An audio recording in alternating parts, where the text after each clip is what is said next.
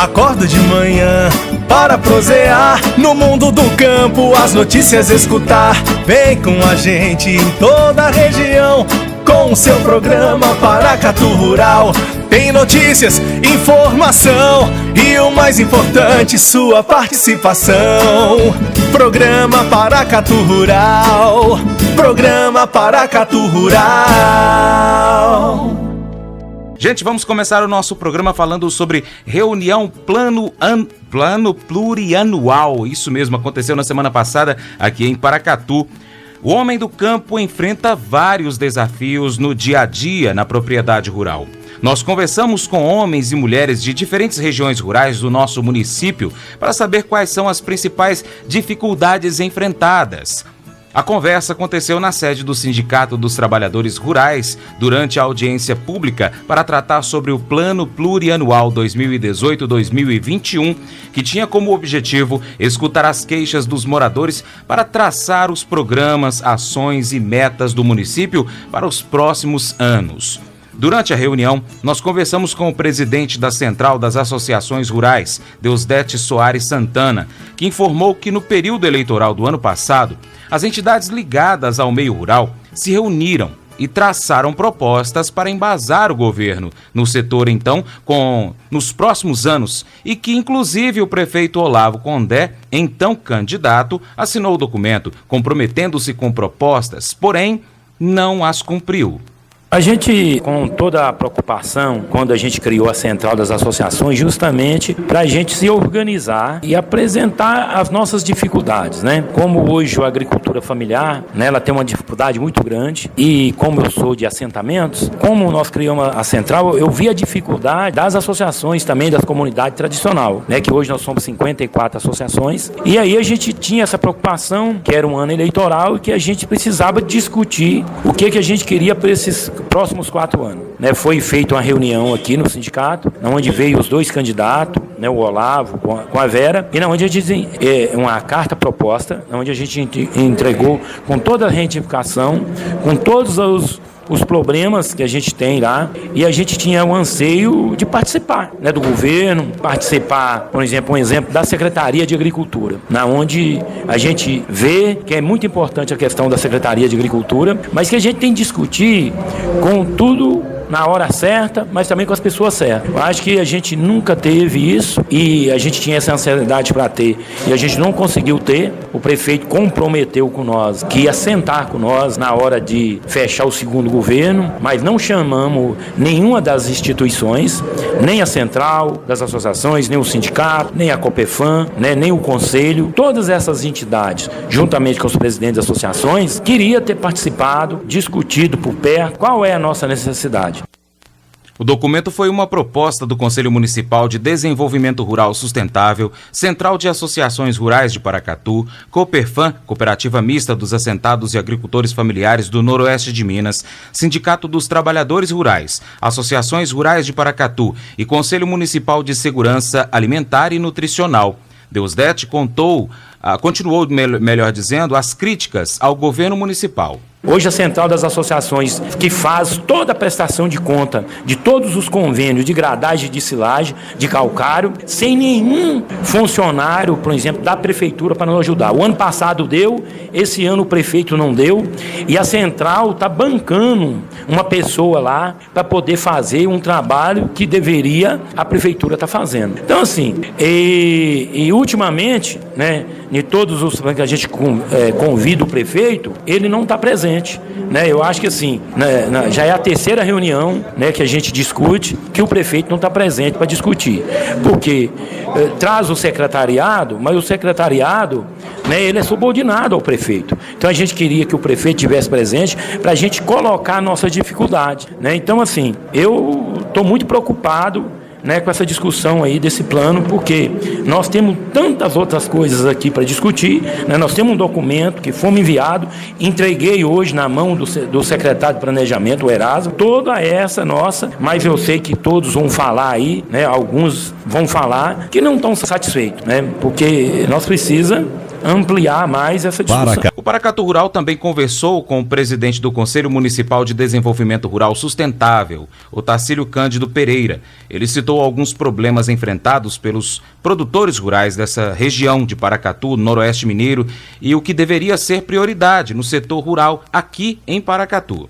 Bem, hoje os agricultores familiares, especialmente, enfrentam, além dos problemas climáticos, falta de água, é exatamente essa falta de opção na área de produção e comercialização. Nós precisamos, urgentemente, implementar as cadeias produtivas de frango, de frutas, para criar alternativa de produção e renda na agricultura familiar. Hoje a nossa grande demanda é essa. A principal cadeia organizada hoje é a do leite. E o leite, por si só, não é possível de sustentar a agricultura nos moldes que a gente quer que seja, que é de os filhos continuar na roça produzindo, da juventude voltar para o campo, para a gente pensar a sucessão na propriedade familiar com a família voltando para a atividade. Então precisamos urgentemente implementar outras cadeias produtivas na nossa região. Além de solicitarem o direito de indicar o secretário da Agricultura, a carta compromisso assinada pelo prefeito pede a transformação do programa de compra da merenda escolar, PNAE, numa política efetiva e permanente, com a elevação dos seus valores para no mínimo 80%, saindo dos atuais 30% de obrigatoriedade. Também solicita ações efetivas nas áreas de saúde e segurança rural, meio ambiente e educação rural. O Tacílio explicou de que forma a Prefeitura Municipal pode contribuir para essas outras alternativas de produção. Bem, hoje o município já tem um programa que eu considero da maior importância, que é a compra da agricultura familiar para a merenda escolar, que já atende uma parcela da agricultura familiar nesse setor. Nós precisamos de ampliar esses valores. A obrigatoriedade hoje é de 30% da merenda escolar para a prefeitura adquirir. A prefeitura que tem comprado uma quantidade maior, mas nós precisamos de chegar a 100% da merenda escolar adquirida da agricultura familiar. E aí nessas cadeias produtivas, do frango especialmente, nós precisamos de implementar o abatedouro, que já está em fase de construção do abatedouro de frango, e criar mesmo o cinturão de produção desses frangos em Paracatu. Então essa é a medida que temos que tomar nesse momento. É construção do abatedouro, que já está em fase, e o poder público tem um papel importante, que é de colocar recursos para ajudar a gente terminar a construção do abatedouro e criar no município, e aí trazer as agências bancárias, especialmente os oficiais, Banco do Brasil, Caixa Econômica Federal, para financiar projetos de investimento nessa área de construção de galpões, de aquisições de pintinho. E a outra cadeia, que também já está em fase de organização, é da fruta. Nós temos aqui hoje uma fábrica de polpa de fruta funcionando, cifada, que tem uma capacidade produtiva importante. Então nós precisamos de implementar a produção. Nesse sentido, a prefeitura pode nos ajudar muito, através da assistência técnica, que é um fator fundamental, e ajudar a alavancar recursos para investimento nesse setor, especialmente na aquisição de mudas e irrigação. Esses dois fatores vão alavancar essas cadeias produtivas e gerar mão de obra no campo. Para se ter uma ideia, na área de fruta, por exemplo, um hectare de fruta, dependendo dela, no caso da acerola, ela necessita de pelo menos 7 pessoas trabalhando nela na época da colheita, diariamente. Então isso vai gerar oportunidade para os jovens continuar no campo ou até voltar para o campo, muitos que estão aqui na cidade hoje no subemprego ou trabalho temporário e assim por diante. O Paracatu Rural já falou sobre o abatedouro de frango que está sendo construído na cidade. O Tacílio explica como ele funcionará. O abatedouro de frango, ele está sendo gerido e construído pela Coperfam, que é a Cooperativa da Agricultura Familiar do Noroeste de Minas, da qual nós fazemos parte, em parceria com o Instituto Votorantim. Já tem um volume de recursos destinado, então está na fase agora de readequação dos recursos, que já tem 2 anos que o recurso está aí disponibilizado, então muita coisa mudou, então readequando o recurso nesse momento, e a previsão é que a construção desse abatedouro se inicie em junho e até final do ano ele já esteja em condições de operar. Uma capacidade inicial de cerca de 5.000 frangos dia para abate, então vai depender de um volume grande de produtores envolvidos no processo. Hoje nós estamos na fase de organização dos produtores. Daqui a uns 60 dias mais ou menos começa a fase de seleção dos produtores e a parte de treinamento desses envolvidos no processo, e a meta é é que a gente possa, inclusive, a partir do ano que vem, janeiro do ano que vem, começar o abate. Então nós temos que preparar para isso. E aí, um fator importante que nós precisamos de trabalhar, que é o envolvimento da comunidade local, do comércio local, principalmente. Hoje, numa demanda levantada aqui por alto, o consumo médio de Paracatu é de 1.000 quilos de frango dia. Então, em torno de 30 toneladas de frango por mês é consumido no comércio local. Então, com o abatedouro aqui da agricultura familiar, nós precisamos de convencer a comunidade que nós temos capacidade de abastecer o mercado local com frango de qualidade e gerar renda e desenvolvimento para o nosso município. Esses produtores serão treinados para ter um padrão de qualidade dos frangos, correto, Otacílio?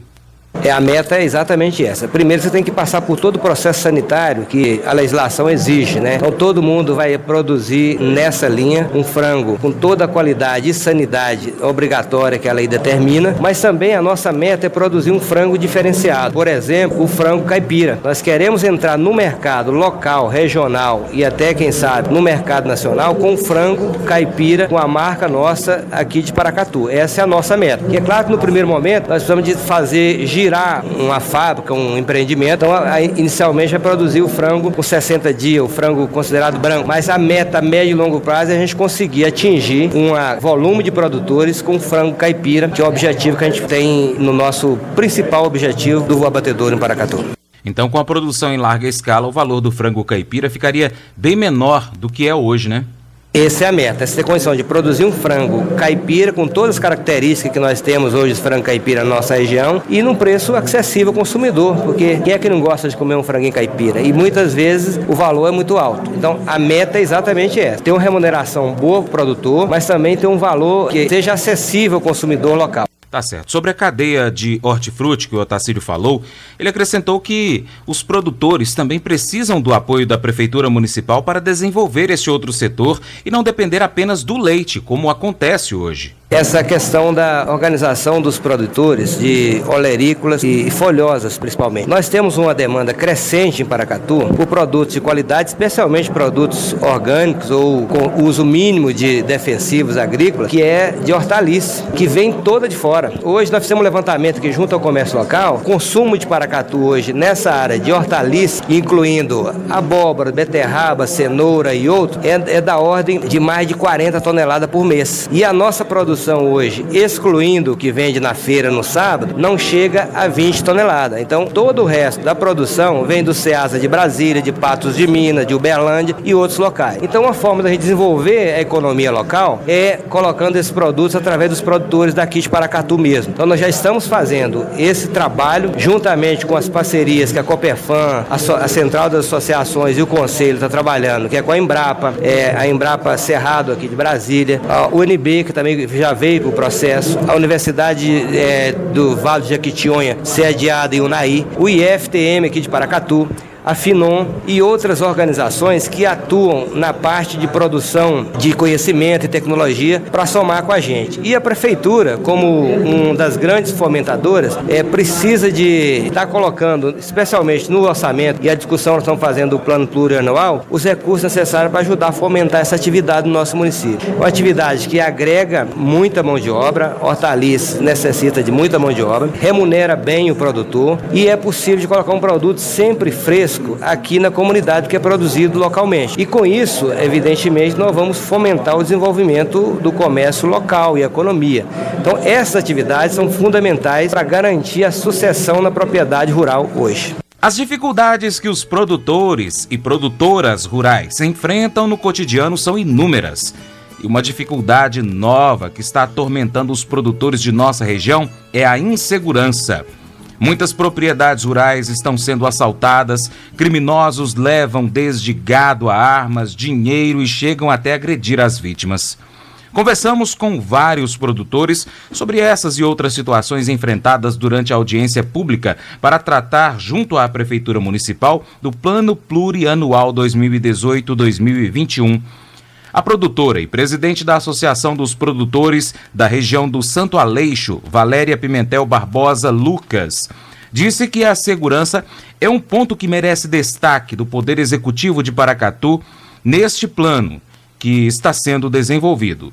Uma das maiores dificuldades que nós estamos encontrando no campo é a respeito da segurança, porque nas nossas fazendas estão sendo assaltadas, muitos moradores estão mudando para a cidade, migrando para a cidade, em função da falta de segurança no campo. Os outros pontos também, que hoje trouxemos aqui para essa audiência pública, é a respeito de segurar o jovem no campo.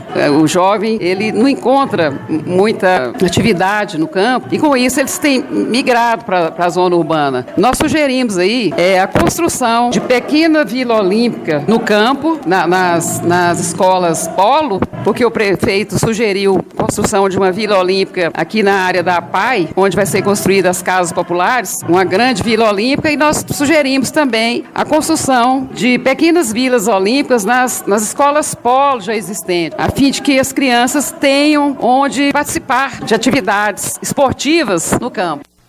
Boa ideia, né? Os moradores da região de Santo Aleixo, através da sua presidente, fizeram várias outras reivindicações. Outra reivindicação do Santo Aleixo foi a respeito da digitalização das marcas de gado para controle do trânsito dos animais. Uma vez que eles estão assaltando as nossas fazendas, roubando o nosso gado e trazendo aqui para a cidade, nós gostaríamos que fosse feita essa digitalização para um maior controle, tanto da Polícia Militar quanto da Polícia Rodoviária Federal. Colocaria nos computadores, né, porque todos nós sabemos que na Prefeitura existe o controle das marcas, essas marcas iriam para essa central, a fim de que possam estar controlando, porque cada fazenda, cada produtor tem a sua marca. O Santo Aleixo também sugeriu um reforço para a feira dos produtores rurais, aquela feira que tem ali perto da prefeitura, porque quando chega a época da chuva, vem a chuva e vem o vento muito forte, e os produtores que levam produtos para a feira estão sofrendo demais com frio e com sol. Então ele ouviu a nossa reivindicação e, ao que parece, já foi feito junto à Câmara Municipal dos Vereadores um projeto para estar saindo R$70 mil para melhorar as barracas lá da feira municipal. A Associação do Santo Aleixo pediu também o reforço lá no Asilo São Vicente de Paulo, onde tem um posto de saúde que atende aos produtores rurais, pediu para reforçar, para aumentar o número de médicos lá, para estar atendendo tanto na parte de odontologia quanto na parte médica aos pequenos produtores rurais de Paracatu. Ivanete Aparecida Mendes dos Santos Silva, produtora do PA Buriti da Conquista e diretora da Agricultura Familiar do Sindicato dos Trabalhadores Rurais, falou sobre a insegurança e também pediu uma unidade de saúde na região e assistência técnica aos produtores. Primeiro, é a questão de segurança, porque o que nós estamos hoje à mercê dos bandidos. Na zona rural a gente não está tendo mais tranquilidade, tá? O que nós estamos pedindo ao município que nos dê mais suporte na área de segurança, que realmente a coisa está feia na zona rural. E também, nós, agricultura familiar, nós produtores, não temos assistência técnica, né? A gente planta aqui lá no escuro e nós estamos aqui pedindo uma parceria ao município, ao Olavo Condé, que nos assiste com assistência técnica, que nos forneça uma assistência técnica. Aqui é o nosso apelo. Inclusive, foi uma proposta nossa e uma promessa de Olavo Condé na campanha, onde que nós estamos aqui hoje cobrando e retificando. Além disso, um assunto muito discutido que Ivanete fez questão de reforçar foi sobre a escassez hídrica. Nós estamos vivendo hoje, né, uma situação muito séria. Nós estamos numa crise hídrica por falta de chuva. Porque hoje nós não temos água. Existe comunidade que já está carregando água no carro-pipa. Imagina vocês no mês de agosto, nós não teremos água. Então o que nós queremos? Que seja feito, tá? Um projeto junto ao governo federal para nós reaproveitar a água da chuva. Eu sei que pode, que isso é possível. Então, hoje nós somos 56 associações da zona rural. E nem todos têm condições de vir até Paracatu. E até o pronto-socorro, que nós sabemos que pronto-socorro também é emergência, né? Às vezes desloca da zona rural para consultar aqui e acaba não sendo atendido. O que nós queremos? Que vá até nós, então, um automóvel, um ônibus móvel, unidade móveis de saúde para estar nos atendendo. Se possível, com dentista, com clínico geral. Eu sei que o município pode fazer isso por nós, tá? Pois é, já o senhor Joaquim Carlos, assentado do PA Aracaju e membro da Cooperfruta, pediu que os mesmos projetos da cidade sejam desenvolvidos no meio rural, principalmente voltados à educação. Essa audiência pública do PPA, a gente acha que é importante para a gente expor os problemas que a gente tem na zona rural. Não adianta a gente discutir só produção, escoação, se a gente não discutir como investir também na educação no campo, trazer para a zona rural a questão da tecnologia, questão de esporte, para que as crianças se envolvam e principalmente no setor de educação. Eu acredito muito que a educação transforma. Hoje a gente está ouvindo aqui falar muito na questão da violência e ouvindo inclusive falar de solução de presídios, estruturação de lugares para poder reeducação, mas eu acredito que a educação ela tem que começar desde o início, né? E aí você começa no seio da família, mas o Estado também tem que cumprir sua parte. Eu vejo que a educação ela é o principal pilar para que as pessoas possam conhecer os seus direitos e seus deveres. E no campo é mais importante ainda, porque o campo está ficando velho. E tem um ditado muito certo: se o campo não planta, a cidade não janta. Então nós precisamos de pessoas que estejam no campo, mas estejam motivadas e que estejam os mesmos processos de projetos para o povo da cidade, tem que ter no campo para que a gente possa permanecer e viver uma vida saudável no campo. Eu acredito primeiro nas áreas de tecnologia. Hoje a tecnologia é muito avançada para todo mundo. Então hoje a gente tem que ter, por exemplo, desenvolver vários tipos de tecnologias que envolvam a pessoa dentro do sistema. Hoje existe aí internet, né? Nós não temos as condições, não existe torre que abraça a zona rural, então tem que ter isso. Você tem, todo mundo hoje está comunicando com muita velocidade, então o campo não pode ficar atrás. Você tem que ter internet nas escolas, você tem que ter área de esporte e lazer na escola, para que as pessoas, não só as crianças, mas os pais também, as pessoas que vivem no campo, se interagem, né, com a mesma condição que tem na cidade. Todos esses problemas foram expostos durante a audiência pública aos representantes do Poder Executivo que tiveram compromisso de inseri-los no Plano Plurianual 2018-2021. Os filhos dos produtores rurais de nossa região acordam de madrugada para poderem estudar. Pequenos, de 4 ou 5 anos de idade, enfrentam essa jornada diariamente.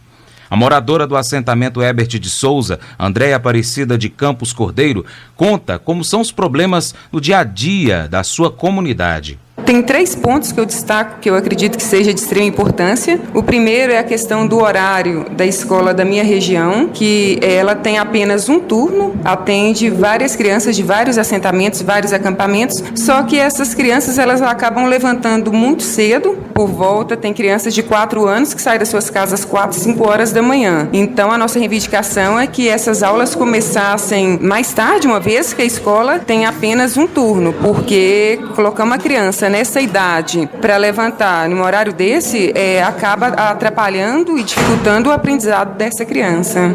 Um segundo ponto que a gente destaca é a questão do esporte, lazer, cultura, juventude, o acesso à tecnologia, porque os jovens do campo hoje, eles não estão tendo acesso ao lazer, à cultura, e o campo é rico em cultura.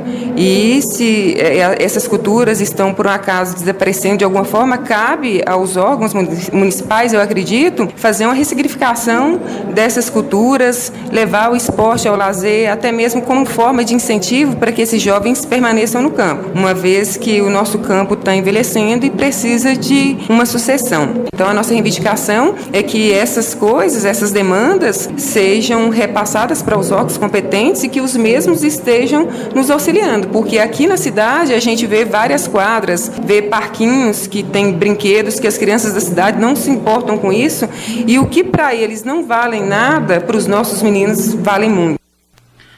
A Andréia destaca também a construção de uma escola família agrícola em Paracatu.